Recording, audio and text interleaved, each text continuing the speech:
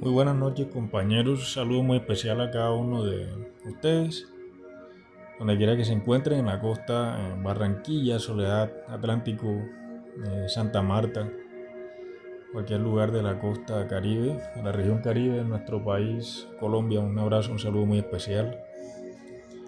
Bien, en la noche de hoy vamos a estudiar la conferencia número 2 de la fase A, que se titula ¿Qué es la muerte? Lo que muere y lo que no muere. Muy bien, esta conferencia tiene como objetivo mostrarnos a nosotros lo importante, lo necesario, lo indispensable, lo fundamental y lo bueno que es la muerte para cada uno de nosotros como seres humanos, porque lamentablemente se ha satanizado a la muerte por el desconocimiento que tenemos. Uno le tiene miedo, le tiene pánico, le tiene pavor a la muerte. También le tiene tristeza porque cuando un familiar se nos muere nos duele en el alma, ¿cierto? Un amigo, alguien muy cercano. Pero es muy importante entender y comprender de que todo este tipo de dolor, de sufrimiento, de terror se da por el desconocimiento que tenemos de la muerte, que es un proceso natural que todos pasamos, que venimos pasando desde hace mucho tiempo. Entonces vamos a entrar en materia sobre qué es la muerte como tal. Podemos definir que la muerte es el fin, el final de algo, digamos el fin de todas las cosas. Todo nace y todo muere. Nacen las personas, mueren las personas, nacen las plantas, mueren las plantas, nacen los animales y mueren, nacen los planetas y mueren, nacen las estrellas y también mueren, nacen las galaxias y también mueren, nacen los soles, también mueren. Todo nace y todo muere. Entonces la muerte la vemos como el final de todas las cosas, el fin de algo.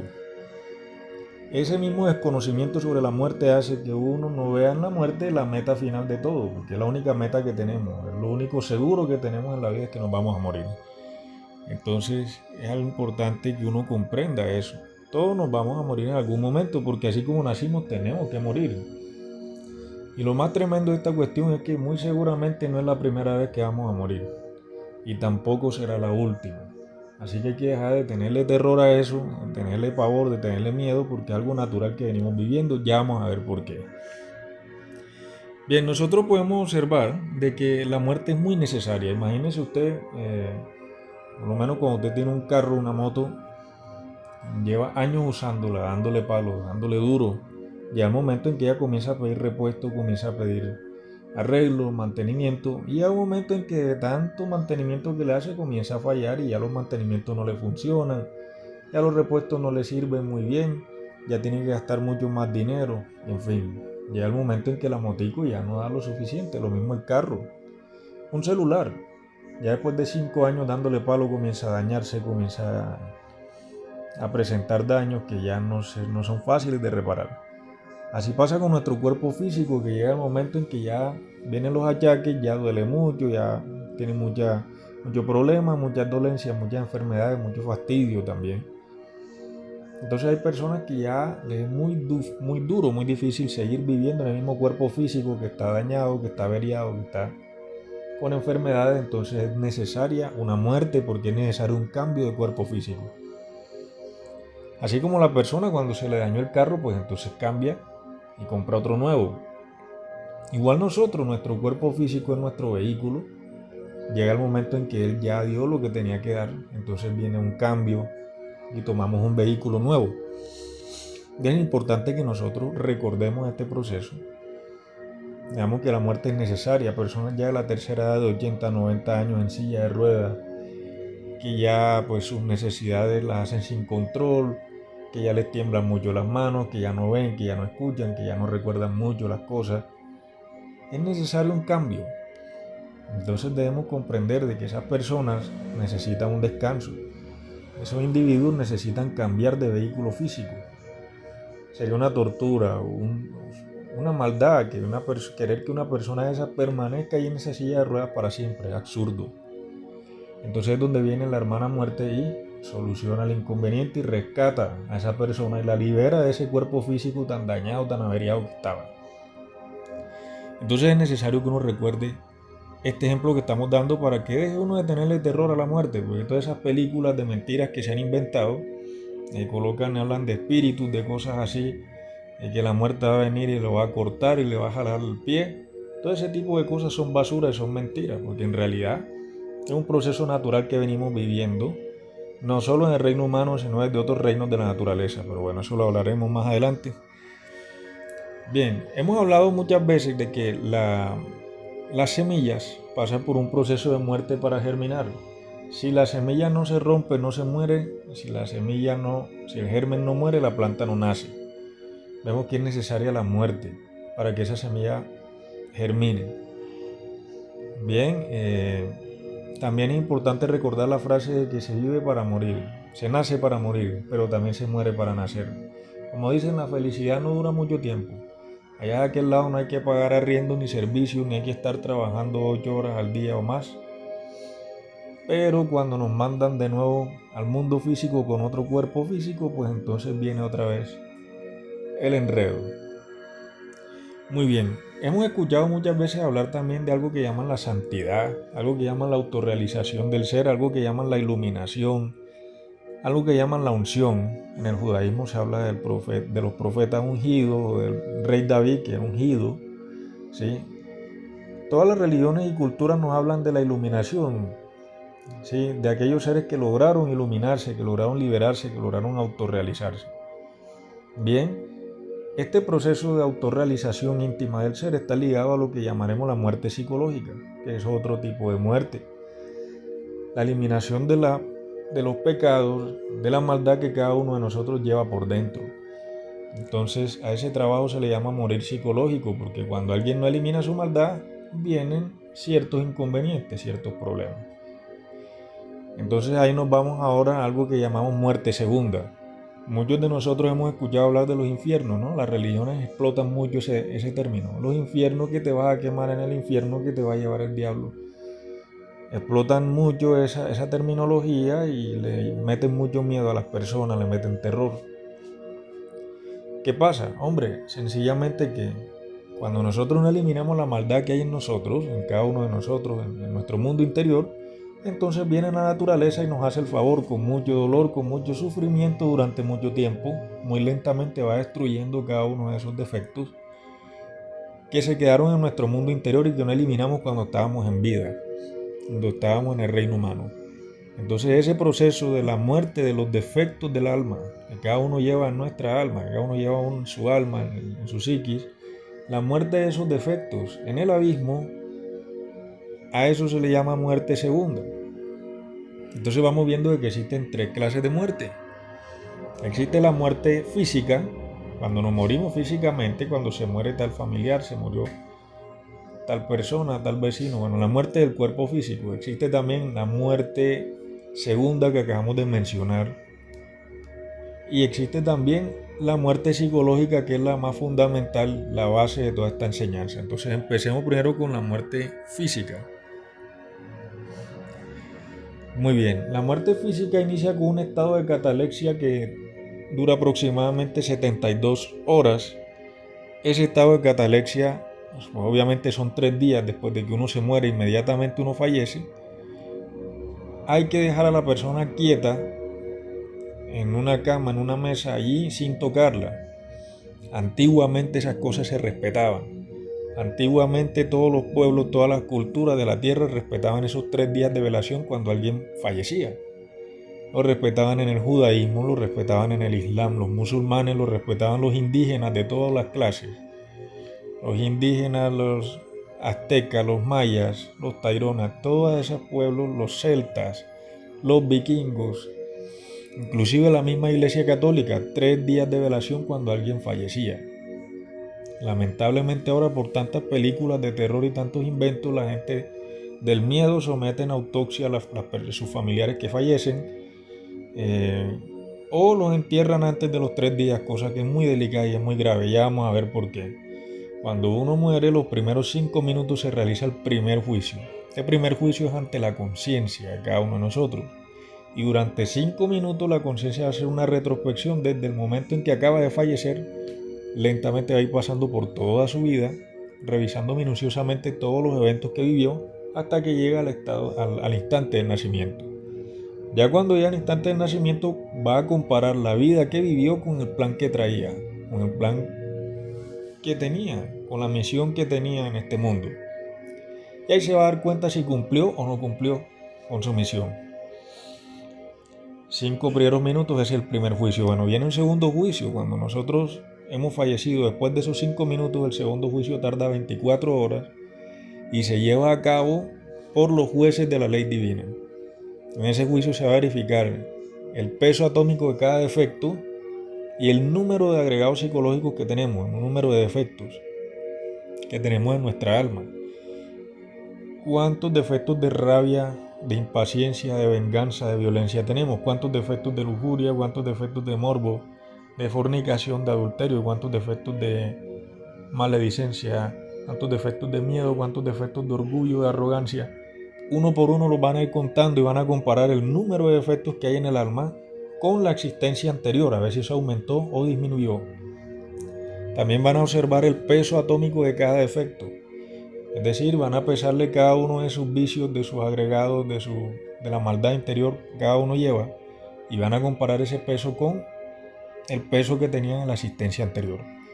Ese segundo juicio tarda 24 horas y luego viene un tercer juicio que tarda aproximadamente 48 horas, es el más largo de todos. El alma se traslada al Tribunal de la Justicia Divina.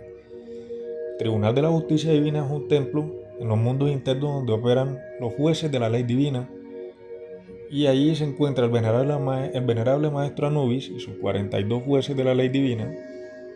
Ahí también va a estar presente la madre divina de la persona, del desencarnado. Va a estar presente también el ángel de la muerte y todas las personas que tuvieron vínculo o contacto con él en el mundo físico. Van a estar de espectadores del juicio.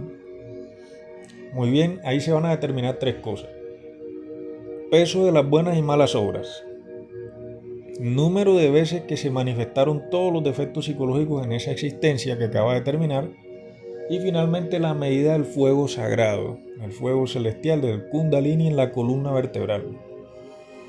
Vamos bien, vamos por partes. Empecemos por el peso de las buenas y malas obras. Nosotros sabemos muy bien de que si no se practica la muerte psicológica que vamos a ver ahora, si no se eliminan los defectos, si no se mantiene uno en vigilia, en autoobservación, viviendo el instante, pues cometemos malas obras. Los defectos psicológicos nos hacen cometer muchos errores. Entonces los maestros van a verificar eso, el peso que tienen todas esas malas obras de nuestros defectos frente a la sabiduría, frente a la conciencia. Entonces ahí colocan una balanza, de un lado aparece un corazón con espinas que representa esas obras equivocadas de todos nosotros, y del otro lado aparece una pluma, y ahí esa pluma representa la sabiduría. Bien, lo segundo que se mira es el número de veces que cada defecto se manifestó.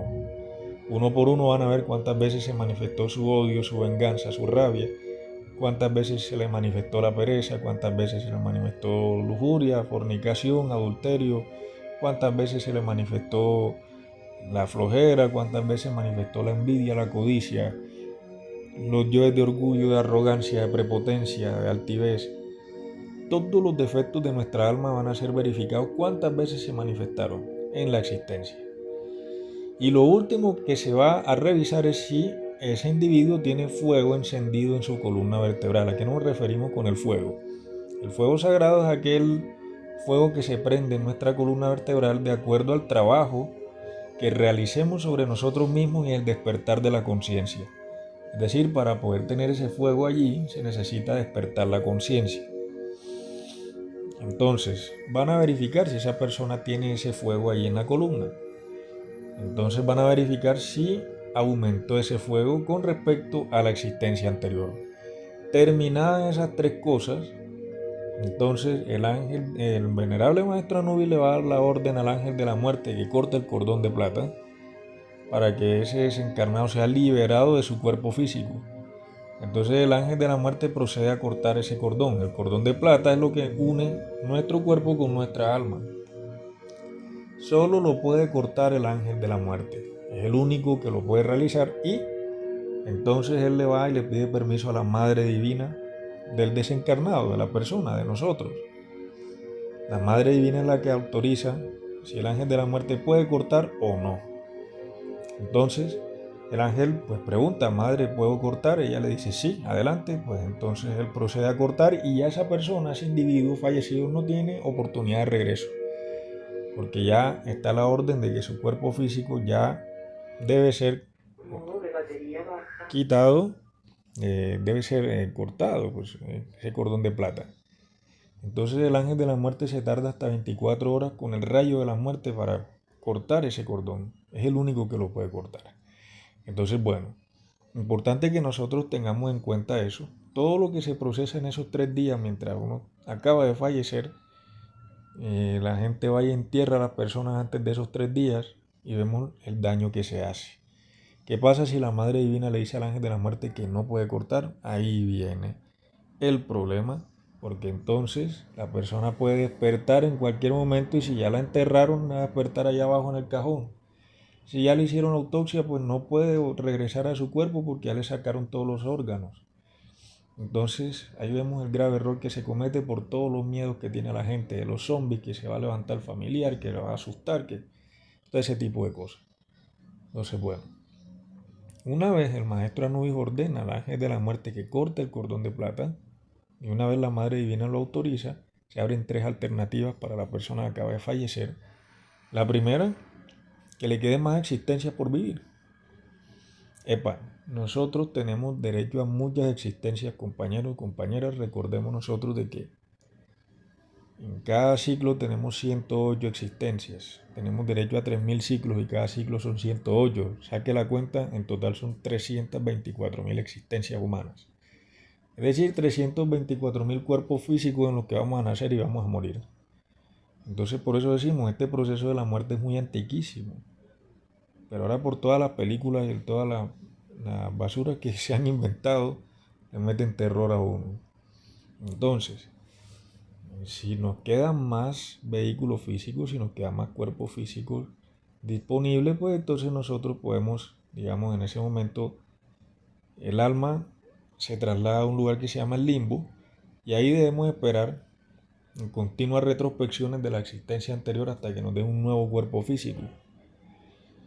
Ahí los maestros proceden a la suma y resta de quebrados, de fracciones, para diseñar la siguiente personalidad. Eso se le llama el diseño electropsíquico de la personalidad de la siguiente existencia, el karma que va a soportar, dónde van a ser, cuáles van a ser sus papás, su familia, todo eso lo van a ver, lo van a diseñar allí, lo van a determinar allí. Pero bien, esa es la primera opción. La segunda, que no le queden cuerpos físicos y no haya trabajado sobre sí mismo, no tenga fuego en la columna vertebral, entonces el venerable maestro Anubis ordena que esa alma se traslade a la involución. Entonces se traslada a los reinos minerales sumergidos, lo que llaman el infierno, y no saldrá de ahí hasta que no elimine el último de sus defectos psicológicos. Esa es la muerte segunda de la que estamos hablando ahorita.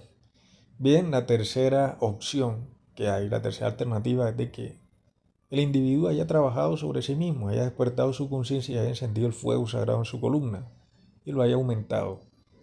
Entonces, ¿qué pasa? En ese momento el venerable maestro Anubis le ordena unas vacaciones a ese individuo para que se vaya con su madre divina al cielo, eh, a una dimensión superior, a pasar un tiempo allí, a recibir fuerza, a recibir instrucciones, para que en la siguiente existencia logre la autorrealización íntima del ser, logre su liberación, su iluminación. Entonces, ¿qué sucede con esto? Si la persona ya va en la última existencia, la existencia número 108, que es la última, y ya no le quedan más existencias, pues la ley divina procede a darle una existencia adicional. Entonces le dan la 109 para que termine su trabajo. Entonces hasta ahí, esa es la tercera opción. No importa si todavía le quedan más cuerpos físicos. Si trabajó en el fuego sagrado y todavía le quedan 2, 3 cuerpos, 5 existencias más, igual le van a dar las vacaciones porque se las merece, porque se las ha ganado. Entonces bien, esas son las 3 alternativas que se abren para un desencarnado. 3 alternativas a las que siempre hemos estado enfrente nosotros, a las que hemos venido estando enfrente desde hace muchísimo tiempo. El ángel de la muerte no hay que tenerle miedo, no hay que tenerle terror. De pronto somos más terroríficos nosotros tal cual como estamos ahora que él. Son seres divinos que trabajan de acuerdo a la gran ley. Solo cortan el cordón de plata si la Madre Divina lo autoriza. Importante que nos quede claro eso. Bien, ya vimos lo que es la muerte física y su proceso. Ahora vamos a pasar a la muerte segunda que acabamos de mencionar ahora. Cada vez que pasan 108 existencias en las cuales no hemos eliminado los defectos psicológicos, los pecados, la maldad que llevamos por dentro, todo el odio, la venganza, la lujuria, la pereza, la codicia, el orgullo, la arrogancia, todos nuestros defectos, si no los eliminamos durante las 108 existencias, debemos pasar al proceso de muerte segunda, que se le llama la muerte de esos defectos en el abismo. Entonces el alma ya no retornará en un cuerpo físico humano, sino que viene otro proceso, que es la involución. Lo que tanto explotan las religiones, que hablan del infierno, del averno, que se va a quemar al infierno. Bueno, ese proceso muy probablemente ya lo hayamos vivido y estamos por vivirlo una vez más, ¿sí? Porque no es uno solo el que se pasan muchos y la naturaleza se toma su tiempo necesario a través de muchos años de dolor y sufrimiento, cientos de años, tal vez miles de años, de acuerdo a la maldad que ese ser tenga en su alma. Así será el dolor, el sufrimiento y el tiempo que se demore en la involución o muerte segunda. Cuando terminan de morir esos defectos allá abajo, en la muerte segunda, sale el alma de allá, se libera, sale y la conecta nuevamente a la rueda del samsara subiendo por el reino mineral. Es decir, no va a llegar al reino humano de nuevo enseguida, tiene que pasar por el mineral, luego el vegetal, luego el... Más adelante veremos ese proceso. Bueno, ahí terminamos lo que es la muerte segunda y ahora vamos a pasar a la muerte psicológica. ¿Qué es la parte más importante de esta conferencia?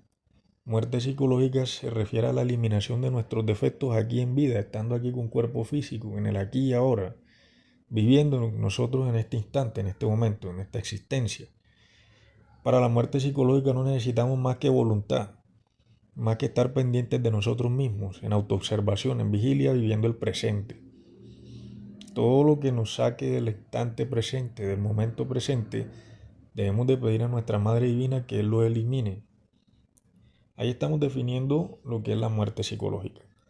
Todos los agregados psicológicos, defectos que existen en nuestro mundo interior, que tenemos muchos defectos, obviamente no somos perfectos. Todos esos defectos son pensamientos negativos, recuerdos, mecanicidades, fantasías. Somos muy fantasiosos, tenemos muchas mentiras en la cabeza.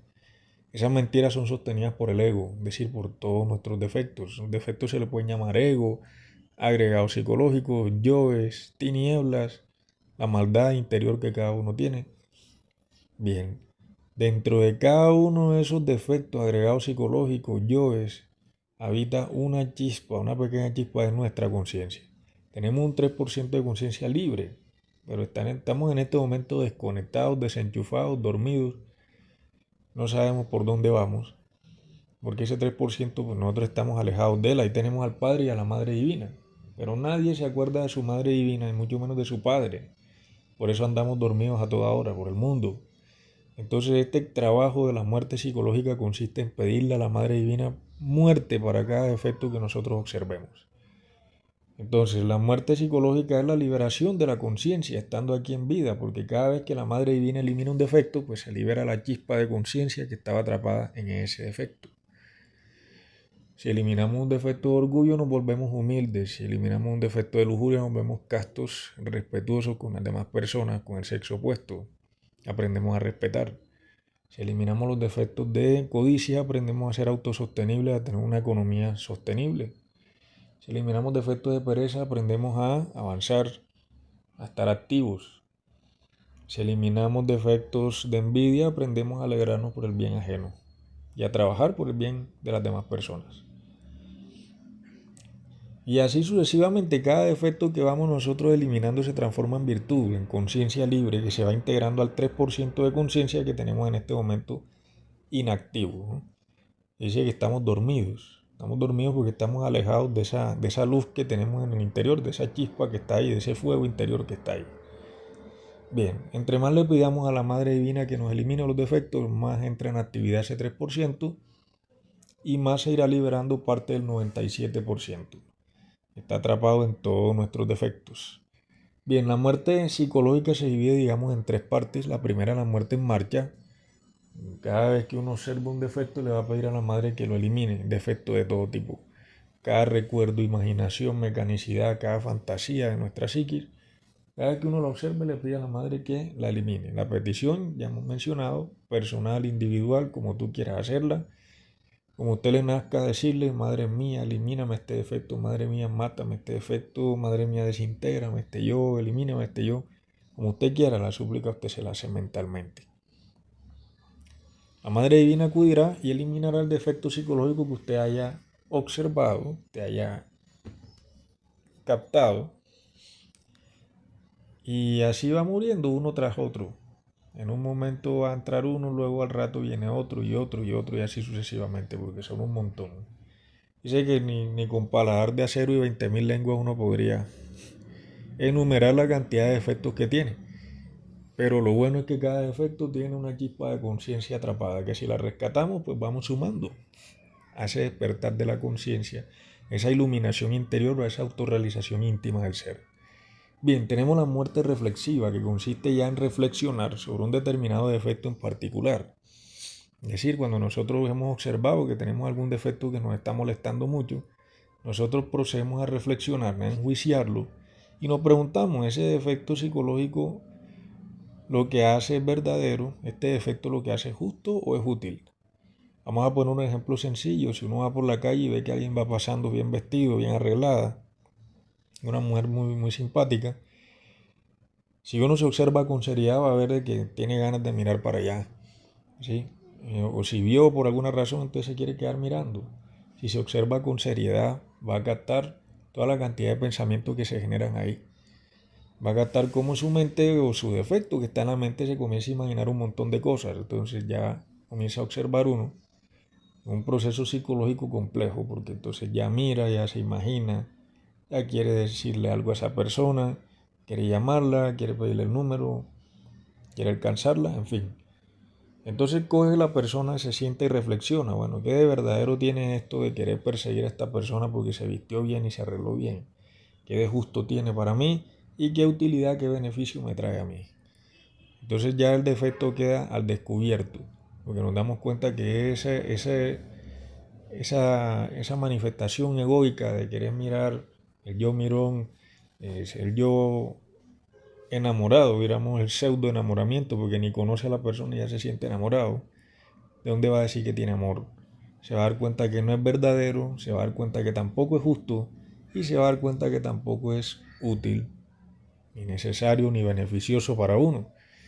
Eso hará que uno comprenda el defecto y entonces inmediatamente le pedimos a nuestra Madre Divina que lo elimine. Bien, ahí podemos observar nosotros también otro ejemplo. Vamos por la calle, alguien nos tropieza, nos pisa y nos duele el pie, nos duele el dedo, nos da rabia.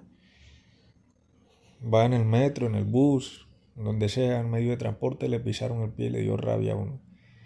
Entonces quiere pegarle a la otra persona, insultarla, gritarla, empujarla. Entonces si nosotros nos detenemos y reflexionamos un momento, decimos, bueno, ¿qué de verdadero tiene este deseo de pegar, de insultar, de golpear? ¿Qué de justo tiene este deseo de maltratar al otro? ¿Y qué de útil tiene y qué beneficioso tiene? Y el otro tal vez no lo hizo con intención, no se dio cuenta, se equivocó, pues sin culpa, pero ya uno se está imaginando que está golpeando, gritando, insultando. Entonces comenzamos a observar por qué no es útil eso. Esa fantasía iracunda de imaginarse que le pega, que grita, que maltrata. ¿Qué de beneficioso tiene eso para nosotros? ¿En qué nos ayuda a nosotros? ¿En qué nos hace feliz eso?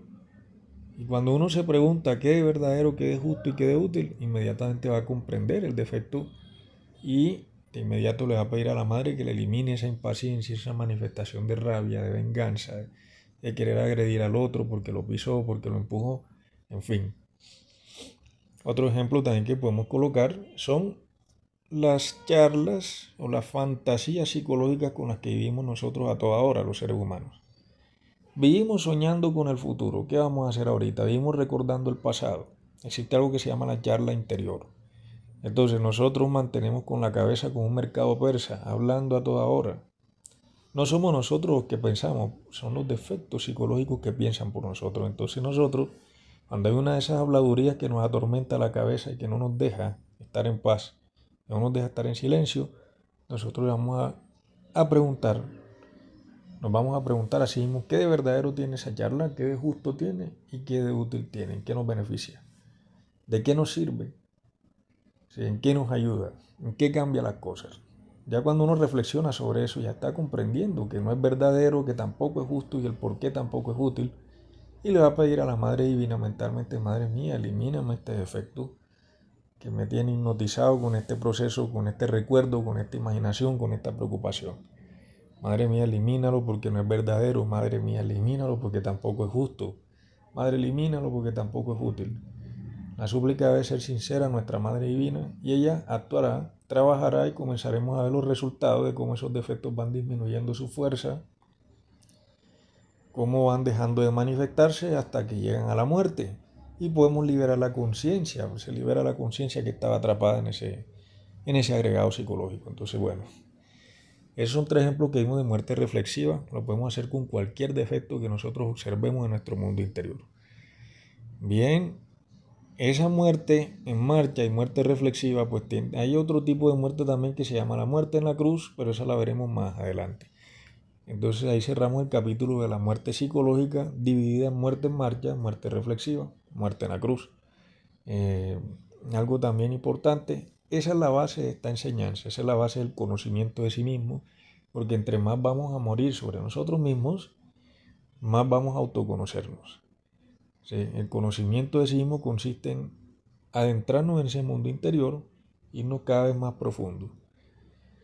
Es importantísimo eso, que lo tengamos presente. Si no estamos eliminando nuestros defectos, pues no estamos haciendo nada. ¿Sí? Porque la base de esta enseñanza es eso, el morir. Vemos una frase que decían antiguamente los maestros, en especial nuestro Señor Jesucristo, que él decía que era necesario nacer de nuevo. Había que nacer de nuevo. ¿Y qué sucede para poder nacer de nuevo? Hay que morir. Hay que morir a lo que actualmente somos. Y actualmente somos un montón de defectos, de fantasías, de mentiras en nuestra cabeza, de preocupaciones, de recuerdos falsos, de charlas interiores que no sirven para nada, que no nos ayudan en nada. Entonces tenemos que morir a todo eso para que brote la conciencia despierta en nosotros. Bien, ahí finalizamos la muerte psicológica. La conferencia nos pregunta qué es lo que muere y qué es lo que no muere. Pues lo que muere es nuestro cuerpo físico, nuestro cuerpo vital y la personalidad de cada uno de nosotros. En una existencia nos llamamos Juan, en la siguiente no nos vamos a llamar Juan otra vez. Sería mucha casualidad. En la siguiente nos llamaremos como los siguientes padres de familia nos dé la gana colocarnos el nombre. Nos llamaremos Pedro, en la otra nos llamaremos Carlos, en la otra nos llamaremos David. O puede pasar para el sexo femenino, ya se llama Juliana, se llama Andrea, se llama María y así sucesivamente. Cada existencia es una nueva personalidad. Así que lo que usted estudió, toda la plata que tuvo, pues téngalo por seguro que en la siguiente existencia hay que empezar desde cero. Entonces no decimos que no haya que emprender o que no haya que ser responsable con la economía, pero pues resulta de que en la siguiente existencia todo vuelve a empezar desde cero. Entonces, que nos quede claro eso. ¿Qué es lo que no muere? A ver, el alma de nosotros, nuestra psiquis, el 97% de conciencia ahora mismo está atrapado en todos los defectos. En cada uno de los defectos esa conciencia está repartida. Digámoslo así, que está embotellada en millones de botellas, porque son muchos defectos que tienen embotellada la conciencia. Entonces nuestra alma nos va a acompañar, va a estar ahí siempre, pero cada vez que pasen 108 existencias en las que nosotros no hacemos nada por eliminar los defectos del alma, viene lo que es la involución o la muerte de esos mismos defectos en el abismo. Y bien, lo que nunca más va a morir, el espíritu. El 3% de conciencia que tenemos, esa es nuestra llama interior, nuestro fuego interior, nuestra luz divina. Ahí tenemos un Padre interno y una Madre divina que han estado con nosotros por los siglos de los siglos. Siempre han estado con nosotros, siempre estarán. Entonces la invitación es a orarle, a pedirle a ese Padre, a esa Madre divina interior que tenemos. Y pues la tarea que nos deja esta conferencia, nosotros debemos reflexionar en dos cosas, ¿no? Principalmente ¿En qué existencia vamos? Nosotros podemos preguntarnos, antes de acostarnos a dormir, le pedimos al ser, Padre mío, Señor Dios mío, dime en qué existencia voy. Y pues nos acostamos a descansar y en el sueño aparecerá algún número que nos indique de alguna manera en qué existencia vamos. Y otra cosa más, comenzar a trabajar la muerte psicológica, en especial la muerte en marcha. Desde 10 minutos diarios, esa es la tarea, para que cada uno vaya comprobando que esos defectos existen en el mundo interior y que los podamos ir eliminando. Entonces ahí finalizamos nosotros la conferencia. ¿Qué es la muerte? Lo que muere y lo que no muere. Muchas gracias compañeros por su atención.